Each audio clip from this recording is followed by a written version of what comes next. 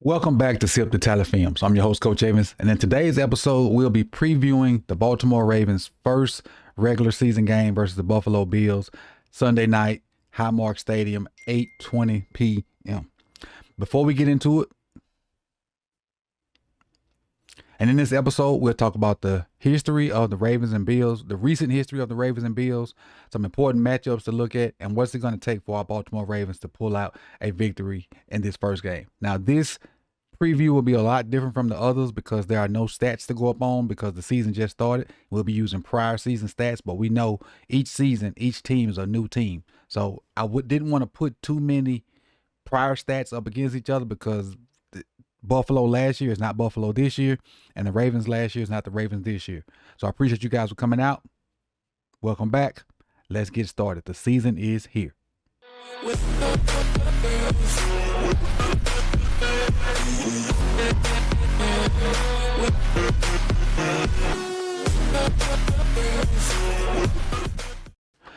Before we get into 2025, let's recap 2024 for the Baltimore Ravens. They finished 12-5, winning the AFC North. Had a great offensive year with a total of 7,378 yards and the league's leading rushing attack. Also, they were number one versus the defense in run.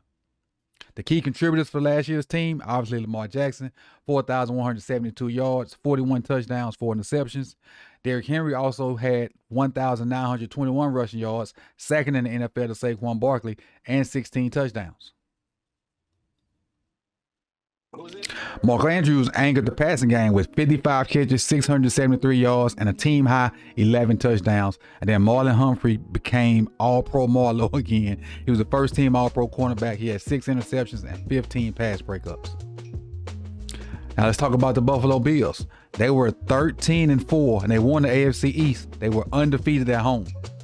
Their mentality, everybody eats, had 13 players scored a receiving touchdown, which is an NFL record.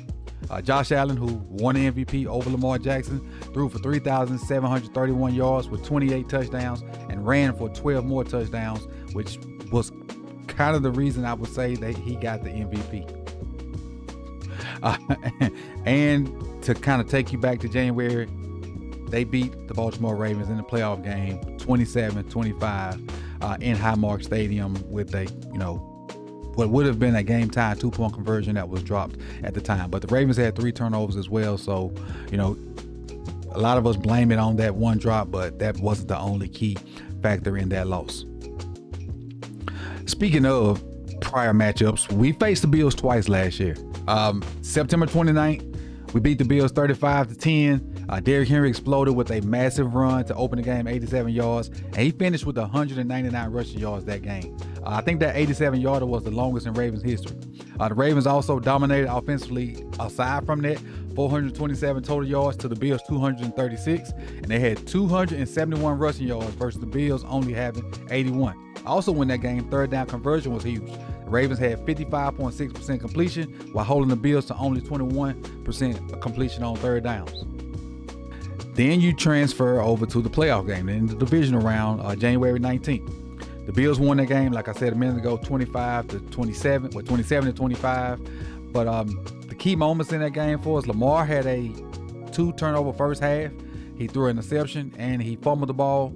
And then in the second half, Mark Andrews fumbled the ball and dropped a 2-point conversion. So those were penalties or mistakes that the Ravens did to themselves to contribute to losing this game. But the second half of that game, Lamar showed that he can do what it takes to bring a team back. We just fell short in that game, and I would say we kind of Denny Green and let him off the hook. But as far as the overall rivalry, the Ravens lead that rivalry 7-6 right now across 13 games and including the playoff game. As far as the key matchups in this game, everybody will be saying the Lamar Jackson versus Josh Allen. But even though they won't be on the field against each other, their numbers and how they play and their decision-making will be greatly compared based off the outcome of this game. Whoever wins will kind of sort of be better than the other one, so to speak, based off of the decisions they make, the plays they make, and the team success as well. Now, it's going to be a ground game showdown, in my opinion. Ravens rely heavily on the run with Derrick Henry, Keaton Mitchell, Justice Hill, and Lamar, while the Bills offer a little bit more balanced attack between Josh Allen and James Cook.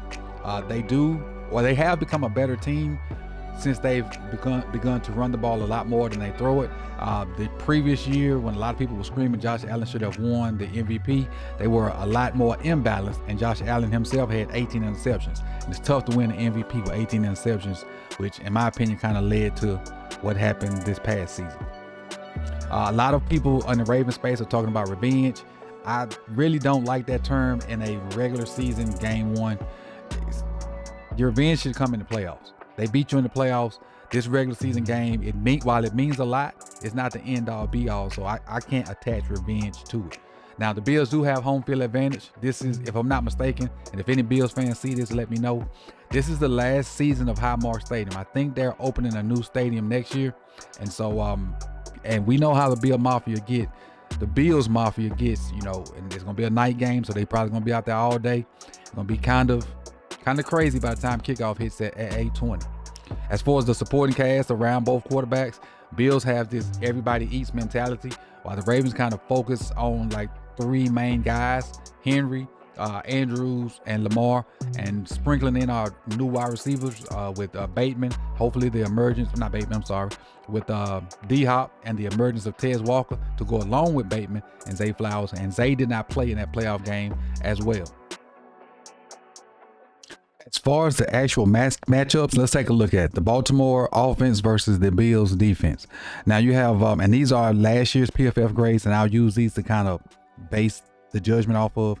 But you look at the offensive line for the Ravens, you got Stanley, Voorhees, Linderbaum, Farlele, Rosengarten.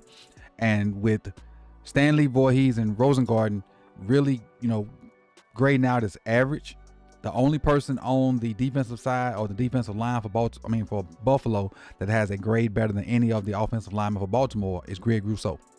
But you can't sleep on Ed Oliver, and they also added Joey Bosa. They got some rookies that's going to have to play a key part in their interior defensive line. They have some injuries up there, so that's an opportunity I think Baltimore can take advantage of when they have to play the rookie defensive linemen to be able to get those guys, out of the holes and move them down. And so Farlele is going to be huge doing that, especially if he has to go against Sanders all game long. Rousseau's a guy that we really need to pay attention to, as well as Bosa on the other end versus Rosengarten. So we don't need to be in a drop back situation like all the time, so them guys can't pin their ears back and go get it. When you look at the secondary versus the Ravens receivers, you got D-Hop, Bateman, Flowers as your main three guys, also with Andrews. Benford may or may not play. I know a lot of those guys had growing issues throughout the week. I need to check the last injury report and see what the diagnosis is for those guys, but they have soft tissue injuries. So it behooves us to kind of take advantage of those guys on that back end. As far as their linebackers, Milano and Bernard, who both of them are really good players, and these scores don't indicate how good they are. And they didn't play in the 199 game for Derrick Henry. They did play in the playoff game, and you saw the different results. Let's see if we can take advantage of their over-aggression early in the game with some counter power and some wham type stuff, some pin and pull type stuff, and that way we'll keep them from running upfield as much. Then we can hit them with what I think is our bread and butter, the outside zone stuff with Justice Hill, Derrick Henry, and maybe one or two from Keaton Mitchell. On the back end, there are safeties, Blaine Bishop and Taylor Rapp. I think if we can get Tez in this matchup to keep them guys out the box, we'll be good. And not only Tez, you can use Bateman and Flowers to do it as well, to get some deep overs or some deep posts to make sure they can't come down and just play a one high game and stack the box versus the run. Now, when you flip over to the other side and you have Buffalo's offense versus the Ravens defense, this is where it's going to get spicy.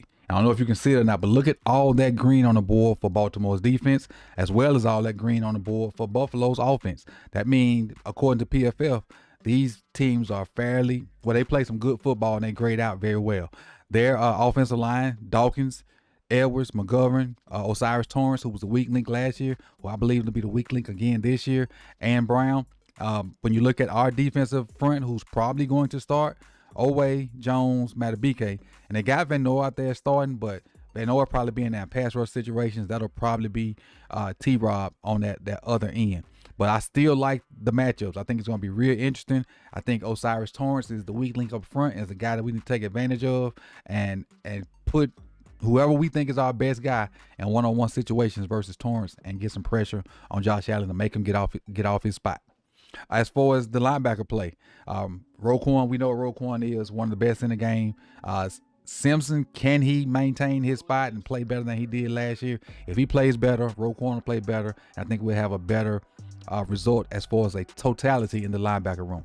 On the edges, Jair Alexander or Chidobe Awuzie. I think Awuzie will probably play first. Humphrey in the slot, Wiggins on the outside versus Keon Coleman. Palmer from from LA Chargers. I was about to say San Diego. And then Khalil Shakir in that slot guy. And I asked one of the one Bills fan that came to one of my live streams this week who was their best receiver, and I said Coleman or Shakir. He came back and said Dalton Kincaid, who's the tight end.